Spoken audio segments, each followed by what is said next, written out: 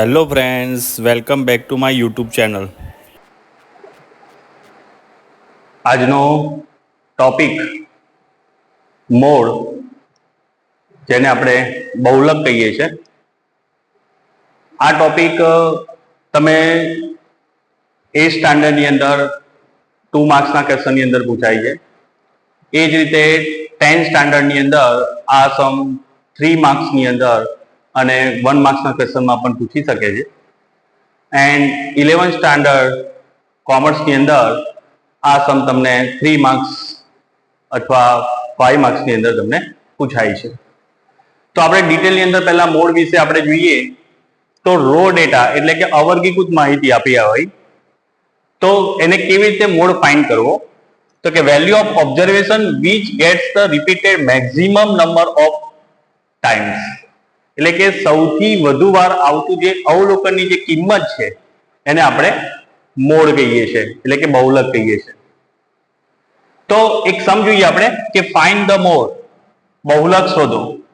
4 5 6 3 4 0 3 2 3 5 raw data આપ્યું છે આપણને, એટલે કે અવર્ગીકૃત માહિતી છે. તો એની અંદર મેક્સિમમ નંબર કોણ રિપીટ થાય છે કે 3, 1 2 3 3 ટાઈમ રિપીટ થાય છે, એટલે એનો મોડ કહેવાશે 3, એટલે કે બહુલક એનો 3 કહેવાશે. સેકન્ડ જોઈએ ડિસ્ક્રીટ ફ્રીક્વન્સી ડિસ્ટ્રીબ્યુશન, એટલે કે અસતત આવૃત્તિ વિતરણ.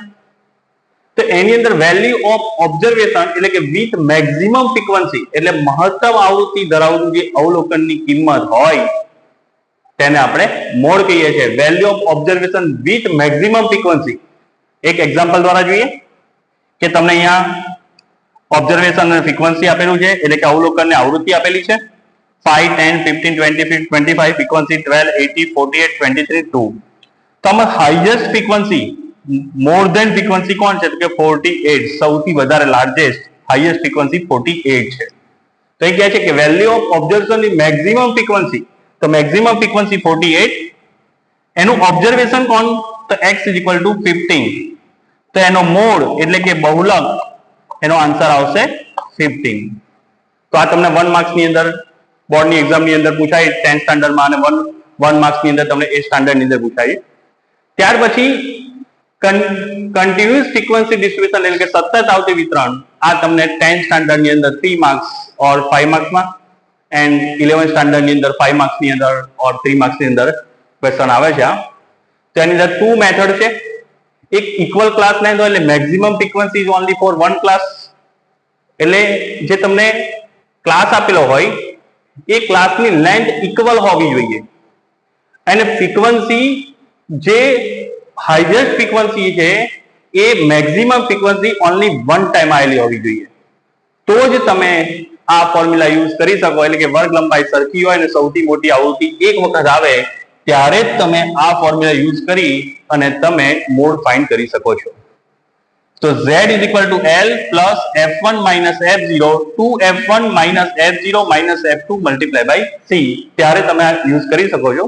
એક સમ દ્વારા આપણે એને જોઈએ તો લાર્જેસ્ટ હાઈએસ્ટ ફ્રીક્વન્સી કોણ છે, અહીંયા 8 છે, એટલે the largest frequency 8 is the frequency of class 5 to 7, એટલે કે સૌથી મોટી આવૃત્તિ 8 છે અને એનો વર્ગ 5 થી 7 છે, એટલે કે મોડલ ક્લાસ એટલે બહુલકીય વર્ગ આપણે જોઈએ તો 5 to 7 મળે. તો આ બે ઇક્વલ છે, એટલે આપણે લેન્થ L = આપણે 5 લઈશું. એ જ રીતે આપણે આને f1 કહીશું અને L કહીશું. L 5, f1 ને આપણે 8 કહીશું.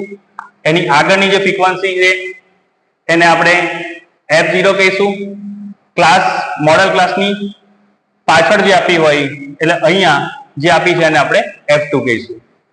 અને ક્લાસ લેન્થ તો કે 7 માંથી 5 કટ થાય તો 2 આવશે, એટલે કે L = 5, f1 = 8, f0 = 2, f2 = 2, and class length c = 7 minus 5 = 2. તો આપણે ફોર્મ્યુલા યુઝ કરીશું z = L f1 minus f0 2f1 minus f0 minus f2 multiplied by c. અહીંયા આપણને L કોણ આપેલું છે, તો કે 5, F1 8, F0 2, F1 8, F0 2, F2 2 multiply by C એટલે 2. તો અહીંયા 5 ના 5, 8 માંથી 2 કટ થાય તો 6, 2 8 જા 16, 2 plus 2 4, માઇનસ માઇનસ પ્લસ થશે મલ્ટીપ્લાય બાય 2, 5, 6 મલ્ટીપ્લાય બાય 2 12, 16 માંથી 4 કટ થશે તો 12, 5, 12 ડિવાઈડ બાય 12 એટલે 1, તો 5 plus 1 is equal to 6. તો ક્લાસનો જે આ છે ક્વેશ્ચન એનો મોડ કેટલો આપણને મળ્યો 6 એટલે બહુલક 6 મળ્યું. એ જ રીતે સેકન્ડ મેથડ છે અનઇક્વલ ક્લાસ છે તો એ maximum frequency more than for one class એટલે કે વર્ગ લંબાઈ અસમાન હોય અને સૌથી વધુ મોટી જે આવૃત્તિ છે એકથી વધુ વખત આવતી હોય ત્યારે તમે z is equal to 3m minus 2x બાર એટલે તમારે અહીંયા પહેલામાં પહેલું તો મધ્યસ્થ ફાઇન્ડ કરવો પડે એટલે મીડિયન ફાઇન્ડ કરવું પડે, x બાર એટલે મીન એટલે કે મધ્યક ફાઇન્ડ કરવું પડે. આ 10th સ્ટાન્ડર્ડમાં આ મેથડ નથી પણ 11th સ્ટાન્ડર્ડની અંદર આ મેથડ છે જે આપણે નેક્સ્ટ વિડીયોની અંદર જોઈશું.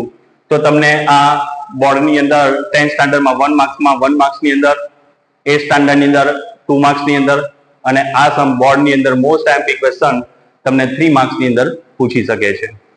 કોઈ સમની અંદર સમજી લો કે આ ક્લાસ લેન્થ અનઇક્વલ હોય મતલબ કે અહીંયા 1 3 છે, અહીં 3 5 છે એટલે 3 3 5 5 7 7 9 9 સેમ છે પણ ડિફરન્સ હોય સમજી લો કે અહીંયા 4 છે અને અહીંયા 5 છે ડિફરન્સ આવે તો આમાંથી 0.5 શું કરવાનું માઇનસ કરવાનું અને એ L તરીકે લેવાનું.